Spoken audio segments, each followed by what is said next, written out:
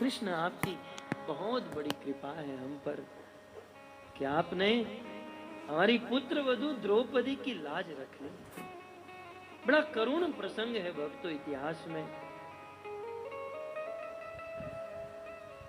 मामा शकुनी के द्वारा छल कपट करके दुर्योधन ने पांडवों को द्रुत क्रीड़ा में हरा दिया। ये पांडव अपने राज्य को हार गए, अपने अस्त्र शस्त्र को हार गए, अपने आप को हार गए और अंत में अपनी पत्नी द्रौपदी को हार गए। जब द्रुत क्रीड़ा में अपनी पत्नी द्रौपदी को पांडव हार गए, तब दुर्योधन ने अपने छोटे भाई दुशासन को आदेश दिया, जाओ दुशासन उस द्रौपदी को लेकर आओ, क्योंकि अब ये द्रौपदी पांडवों की नहीं, अब मेरी हो चुकी है। बड़ी सभा में दुर्योधन ने आदेश दिया और उस समय 10,000 हाथी का बल था दुर्योधन के छोटे भाई दुशासन में। और वह दुशासन द्रौपदी के कक्ष में गया उसे लेने के लिए। द्रौपदी एक वस्त्र में थी, रजस्वला थी, बाल बिखरे हुए थे। दुशासन ने कहा, द्रौपदी चलो, तुम्हें बुलाया गया है कुरुवंश की सभा में। द्रौपदी ने कहा, दुशासन में नहीं आ सकती हूं, मेरी स्थिति नहीं है। दुशासन ने कहा, आना होगा। द्रौपदी ने कहा, नहीं आ सकती हूं। बोले, आना होगा। जब बार बार द्रौपदी ने ना कहा, अपनी असमर्थता बताई, तब दुशासन द्रौपदी के बाल को पकड़कर खींचते हुए घसीटते हुए लेकर गया। लेकिन भागवतकार ने ऐलान कर दिया, सिद्धांत दे दिया, हत आयु कचस प्रश। जिस समय दुशासन ने द्रौपदी के बाल को पकड़ा, उसी समय दुशासन के साथ पूरे कुरुवंश का विनाश हो गया। क्योंकि शास्त्र का सिद्धांत है, इस संसार में, इस दुनिया में जो व्यक्ति अपनी पत्नी के अलावा किसी पराई स्त्री के ऊपर कुदृष्टि डालता है या पराई स्त्री का संग स्पर्श करता है, उस व्यक्ति का तो पतन होता है, उसके साथ उनके पूरे कुल का पतन हो जाता है। पूरे कुल का पतन। जिस समय दुशासन ने द्रौपदी के बालों में हाथ डाला, पूरे कुरुवंश की मृत्यु की तारीख पक्की हो गई। और घसीटते हुए द्रौपदी को बड़ी सभा में लेकर गया। दुर्योधन ने आदेश दिया, दुशासन इसे निर्वस्त्र करो, नग्न करो। दुशासन द्रौपदी की साड़ी को खींचने लगा और अपनी लज्जा, अपनी लाज बचाने के लिए, रक्षा मांगने के लिए द्रौपदी धृतराष्ट्र महाराज के पास गई। जिस सभा में दुशासन द्रौपदी के वस्त्र को खींच रहा था, महाभारत में वर्णन है, उस सभा में 40,000 कुर्सी लगी हुई थी। 40,000 लोग बैठे हुए थे और द्रौपदी धृतराष्ट्र महाराज के पास गई, निवेदन करने लगी, महाराज आपके राज्य में आपके सामने मुझे निर्वस्त्र किया जा रहा है। मैं आपकी पुत्र वधू हूं, कुल वधू हूं, आप मेरी रक्षा कीजिए। पुत्र के मोह में अंधे धृतराष्ट्र कुछ नहीं बोले। तब द्रौपदी पितामह भीष्म के पास गई। पितामह, आपकी तो प्रतिज्ञा है कुरुवंश की रक्षा करना। पितामह, आप मेरी रक्षा कीजिए, आपने तो भूत भविष्य वर्तमान सब कुछ देखा है। उस समय पितामह भीष्म की दृष्टि भी झुक गई। देवी, मैंने दुर्योधन का अन्न खाया है, कुछ नहीं कर सकता हूं, मैं परवश हूं, लाचार हूं। द्रौपदी अपने 5-5 पतियों के पास गई, मेरी रक्षा करे, रक्षा करे, लेकिन द्रौपदी की रक्षा करने वाला कोई नहीं। उस समाज में कोई द्रौपदी की रक्षा करने वाला नहीं था। उस समय द्रौपदी ने सोचा कि मैं अपने बल से मेरी साड़ी पकड़कर रखूंगी, लेकिन विचार करो भक्तों, कहां 10,000 हाथी का बल दुशासन में और कहां बिचारी अबला नारी कैसे अपनी रक्षा कर पाए। द्रौपदी अपने हाथों से, अपने बल से भी अपनी रक्षा नहीं कर पाई। जब इस प्रकार से दुशासन द्रौपदी की साड़ी खींचने लगा, तब द्रौपदी को विवाह के समय वशिष्ठ जी के द्वारा दिया गया वरदान, आशीर्वाद याद आया। वशिष्ठ जी ने आशीर्वाद देते हुए द्रौपदी को कहा था, बेटा जीवन में जब तुम विपत्ति में फंस जाओ, किसी विषम परिस्थिति में फंस जाओगी, और जब तुम्हारी रक्षा करने वाला कोई नहीं होगा, उस समय तुम कृष्ण की याद करना, वे अवश्य तुम्हारी रक्षा करेंगे। तुरंत सहसा द्रौपदी को कृष्ण की याद आई, और उस समय द्रौपदी कृष्ण को याद करते हुए उस कुरुवंश के लोगों को ललकारते हुए कि हे हस्तिनापुर में रहने वाले लोग, तुम क्या जानो कि एक स्त्री की मान मर्यादा क्या होती है,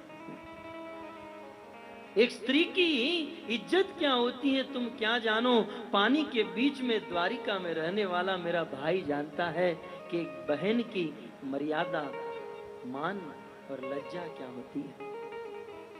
कृष्ण को याद करके द्रौपदी अपने दोनों हाथ ऊपर करके कृष्ण को पुकारने लगी।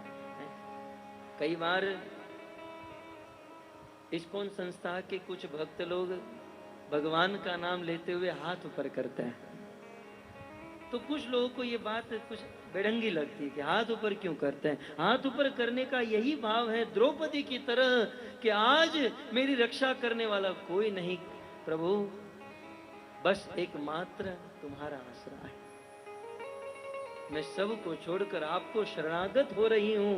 शरणागत, ये दोनों हाथ ऊपर करके भगवान को पुकारना, ये शरणागति की निशानी है।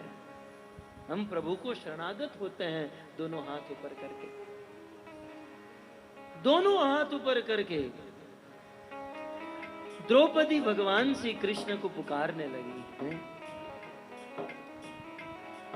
द्रौपदी दोनों हाथ ऊपर करके कहने लगी, हे कृष्ण द्वारिका वासी, पाही पाही जगत पते। हे द्वारिका में रहने वाले कृष्ण, आप यहां पर आओ और मेरी रक्षा करो। जैसे ही द्रौपदी ने कृष्ण को पुकारा, उस समय भगवान कृष्ण द्वारिका में थे, सोने के पलंग पर बैठे थे, और रुक्मणी, जामवती, सत्यभामा, कालिंदी, ये सब लोग भगवान कृष्ण की सेवा कर रही थी। हस्तिनापुर में जैसे ही द्रौपदी ने कृष्ण को पुकारा, तुरंत भगवान श्री कृष्ण ने वह आवाज सुनी, और द्रौपदी की आवाज को सुनकर भगवान कृष्ण के 8 अंग फड़कने लगे, और उसी समय भगवान श्री कृष्ण उस अपने सोने के पलंग से कूद गए। रुक्मणी, सत्यभामा पूछने लगी, प्रभु कहां जा रहे हो, कहां जा रहे हो। लेकिन द्रौपदी की रक्षा करने के लिए आज भगवान के पास अपनी पत्नियों को उत्तर देने का समय नहीं था। भगवान कृष्ण द्रौपदी की रक्षा करने के लिए दौड़ पड़े। कृष्ण दौड़ने लगे, और उसी समय रास्ते में गरुड़ जी मिल गए। प्रभु कहां? बोले द्रौपदी की रक्षा करने के लिए। गरुड़ जी ने कहा, प्रभु आप मेरी पीठ पर बैठ जाइए, मैं तुरंत पहुंचा दूंगा। भगवान श्री कृष्ण गरुड़ जी के ऊपर बैठे, गरुड़ चलने लगा, लेकिन कृष्ण कहने लगे, गरुड़ आज तुम्हारी गति भी मुझे मंद लग रही है। वैसे गरुड़ जी मन की गति से चलते हैं, लेकिन अपने भक्त की रक्षा करने के लिए भगवान कृष्ण को गरुड़ की गति भी मंद लगने लगी। और उस समय भगवान श्री कृष्ण द्रौपदी की रक्षा करने के लिए गरुड़ के ऊपर से कूद पड़े। कर सर पर सदार्य मर कर अनुसार कर पर धर मेल करे, हर हर सूर्य वार्य पर यतियन कर, नटवर मन हर बैर बने, मन हर मटक लटक निकट मुकट शेर सवर नवे, गण रण पट फरण फरण पद गूंगर, रंग भर सुंदर श्याम रमे रज रंग भर सुंदर, श्याम रमे रंग भर सुंदर, श्याम रमे। भगवान श्री कृष्ण गरुड़ से कूद गए, और कूद कर भगवान कृष्ण ने वस्त्र को आदेश दे दिया। आकाश में वस्त्र उड़ रहा है, उसके पीछे कृष्ण जा रहे हैं, और उसके पीछे गरुड़ जी जा रहे हैं। टमक टमक दातुर दब टमकत बहकत मोर मलाल गिरा,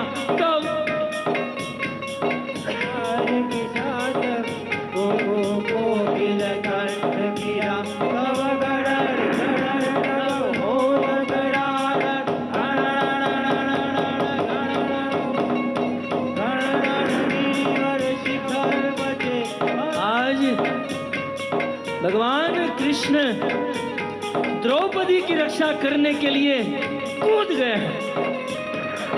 टमक डमक दादुर दब डमकत बहकत मोर लाल गिरा, पियु पियु शब्द पुकारत चातर, पियु पियु कोकिल कंठ गिरा, ताऊ गड़ड़ गड़ड़ नभ होत कड़ा कन गड़ड़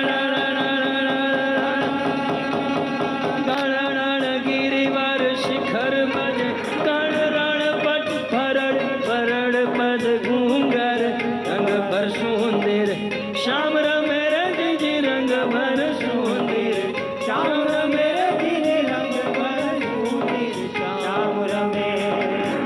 इस प्रकार भगवान श्री कृष्ण ने वस्त्र को आदेश दे दिया और वो वस्त्र द्रौपदी के पास पहुंच गया। दुशासन द्रौपदी की साड़ी को खींचता गया, लेकिन द्रौपदी की साड़ी समाप्त नहीं हुई। लेकिन वर्णन है 10,000 हाथी का बल रखने वाले दुशासन के मुख से फेंट निकल गए। वह दुशासन मूर्छित होकर गिर गया, लेकिन द्रौपदी की साड़ी समाप्त नहीं हुई। और सब लोग समझ गए कि निश्चित भगवान कृष्ण की कृपा हुई। आकाश में देवता प्रकट हो गए, पुष्प की वृष्टि करने लगे और भगवान कृष्ण की जय जयकार होने लगी। बोलिए श्री कृष्णचंद्र भगवान की जय, श्री कृष्णचंद्र भगवान की जय।